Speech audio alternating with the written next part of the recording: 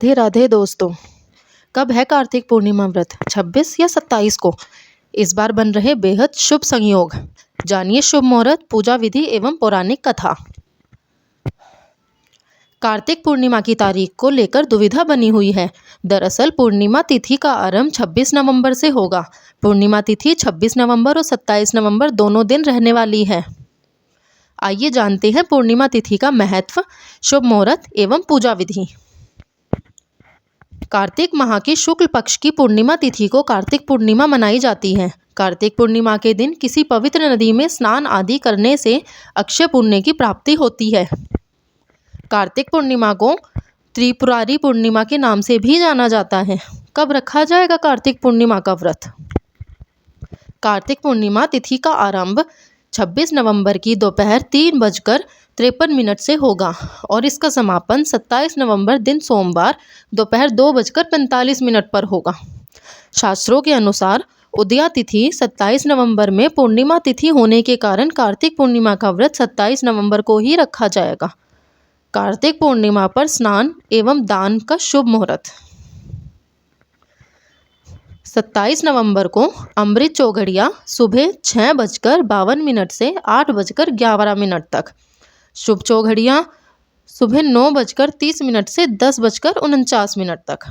इन दो शुभ मुहूर्त में आप पूर्णिमा का स्नान और दान कर सकते हैं। कार्तिक पूर्णिमा पर दो शुभ संयोग भी बन रहे हैं। दरअसल 27 नवंबर सोमवार के दिन सर्वार्थ सिद्धि योग और शिव योग का संयोग रहेगा। सर्वार्थ सिद्धि योग का आरंभ दोपहर 1:35 पर होगा और अगले दिन यानी 28 नवंबर को सुबह 6:24 तक रहेगा। कार्तिक पूर्णिमा पूजा विधि। कार्तिक पूर्णिमा के दिन सुबह जल्दी उठें। इसके बाद किसी पवित्र नदी में स्नान करें। यदि ऐसा संभव नहीं है तो घर में ही गंगाजल डालकर स्नान करें। स्नान के बाद घर के मंदिर में घी का दीपक जलाएं। इसके बाद भगवान विष्णु और माता लक्ष्मी का जल से अभिषेक करें। फिर विष्णु जी और माता लक्ष्मी जी को वस्त्र अर्पित कर भोग लगाएं। ध्यान रखें कि भोग लगाते समय उसमें तुलसी जरूर डालें। इसके बाद कार्तिक पूर्णिमा की कथा पढ़ें और अंत में भगवान विष्णु और माता लक्ष्मी की आरती करें। साथ ही चंद्रमा की पूजा भी ज़रूर करें। चंद्रमा को जल देने के लिए कच्चा दूध उसमें डालकर अर्घ्य दें। कार्तिक पूर्णिमा की पौराणिक कथा। एक बार किसी नगर में एक ब्राह्मण दंपति रहते थे। वे दोनों प्रतिदिन 7 कोस दूर गंगा और यमुना नदी में स्नान करने जाते थे। इतनी दूर आने जाने से ब्राह्मण की पत्नी थक जाती थी। एक दिन उसने अपने पति से कहा कि हमारा एक पुत्र होता तो कितना अच्छा रहता। पुत्र की बहू आती तो हमें घर वापसी जाने पर खाना बना हुआ मिलता और बहू घर का काम भी कर देती। अपनी पत्नी की बात सुनकर ब्राह्मण ने कहा कि तूने बात तो सही कही है, चल मैं तेरे लिए बहू ला ही देता हूँ। ब्राह्मण ने कहा कि एक पोटली में आटा डालकर कुछ मोहरे रख दे। ब्राह्मण के कहे अनुसार उसने पोटली बांधकर दे दी। ब्राह्मण पोटली लेकर चल पड़ा।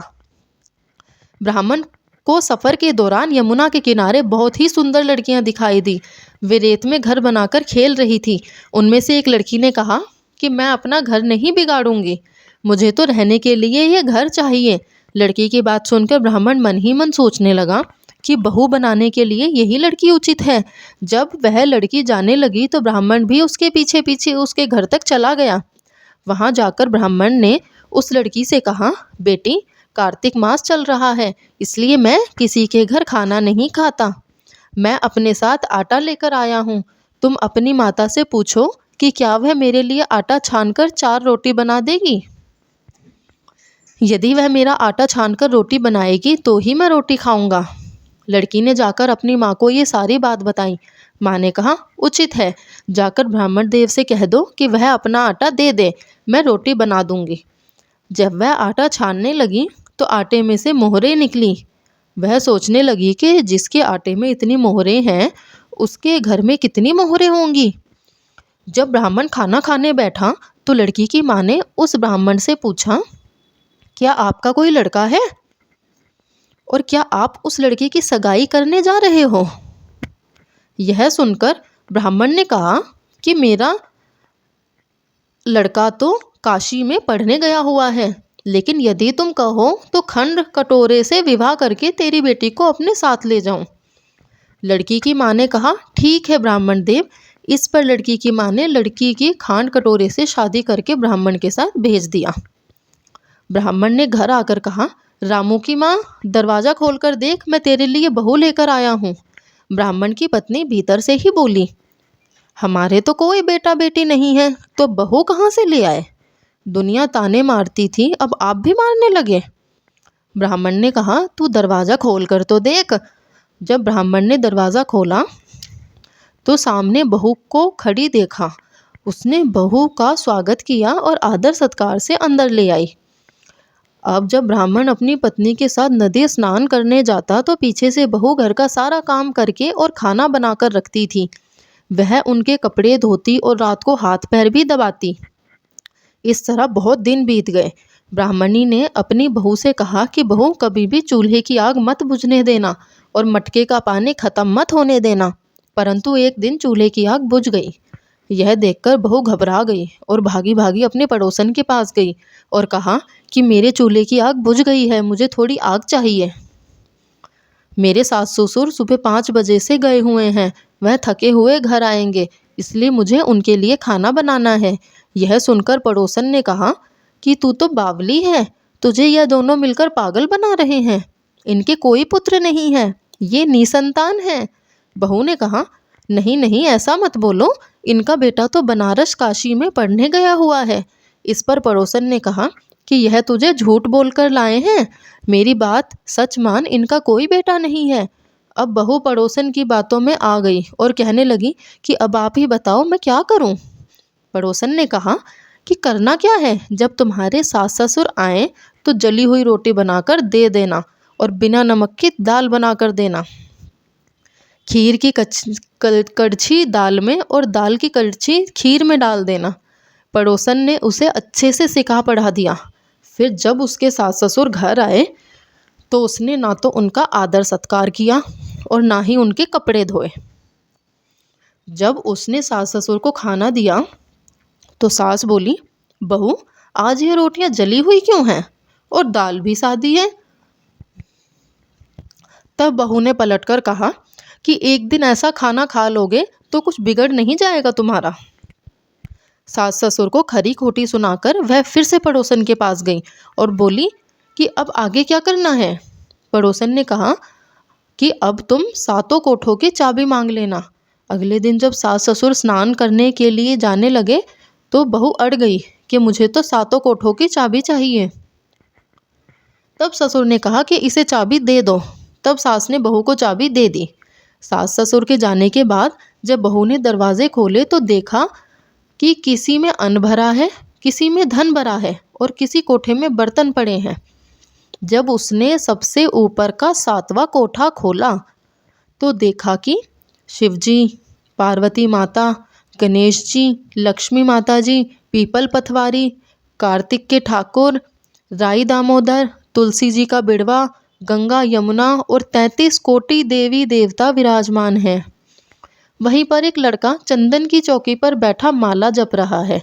यह देख कर उसने लड़के से पूछा कि तुम कौन हो? तब लड़का बोला कि मैं तेरा पति हूँ, अभी दरवाज़ा बंद कर दे, जब मेरे माता पिता आएंगे तब दरवाज़ा खोलना। यह सब देखकर बहू बहुत खुश हुई और 16 श्रृंगार कर सुंदर वस्त्र पहनकर अपने सास ससुर का इंतज़ार करने लगी। उसने अपने सास ससुर के लिए अच्छे अच्छे पकवान बनाए। जब उसके पास सास ससुर घर पर आए तो उसने उनका आदर सत्कार किया और प्रेम पूर्वक खाना खिलाया और हाथ पैर दबाने लगी। पैर दबाते दबाते बहू ने कहा कि माँ, आप इतनी दूर गंगा यमुना स्नान करने के लिए क्यों जाती हो? आप थक जाती हो, इसलिए आप घर पर ही स्नान क्यों नहीं करती हो? यह सुनकर सास कहने लगी कि बेटी, गंगा यमुना घर पर तो नहीं बहती। तब उसने कहा, हाँ माँ जी, बहती है, चलो मैं आपको दिखाती हूँ।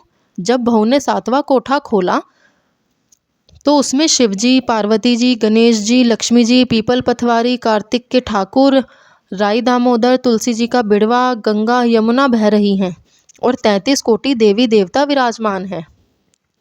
वहीं चौकी पर बैठा एक लड़का माला जप रहा है। माँ ने उसे देखकर कहा कि बेटा तू कौन है?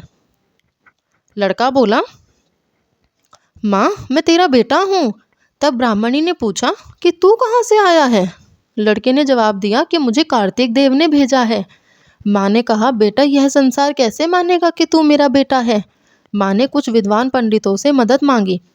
पंडितों ने कहा, इस पार बहू बेटा खड़े हो जाएं और उस पार माँ खड़ी हो जाए। माँ ने चमड़े की अंगियाँ पहनी हो और छाती में से दूध की धार निकलकर बेटे की दाढ़ी मूछ भीगे और पवन पानी से गठजोड़ा बंधे, तब मानेंगे कि यह इस माँ का ही बेटा है। उसने ऐसा ही किया। चमड़े की अंगियाँ फट गई और छाती में से दूध की धार निकलकर बेटे की दाढ़ी मूछ भीग गई। पवन पानी से बहू बेटे का गठजोड़ बंध गया। यह सब देखकर ब्राह्मण और उसकी पत्नी की खुशी का ठिकाना ना रहा। तो यह थी कार्तिक मास की कथा। हे कार्तिक के ठाकुर जी, जैसे ब्राह्मण और ब्राह्मणी को बहू बेटा दिया वैसे सबको देना। कार्तिक मास की कथा कहने और सुनने वाले सब पर कृपा करना। दोस्तों, आपको कार्तिक पूर्णिमा की जानकारी एवं कथा कैसी लगी, कृपया कमेंट करके ज़रूर बताएं। वीडियो पसंद आया हो तो लाइक करें और ऐसी ही और भी बहुत सारी कहानियों को सुनने के लिए चैनल को सब्सक्राइब ज़रूर करें। धन्यवाद।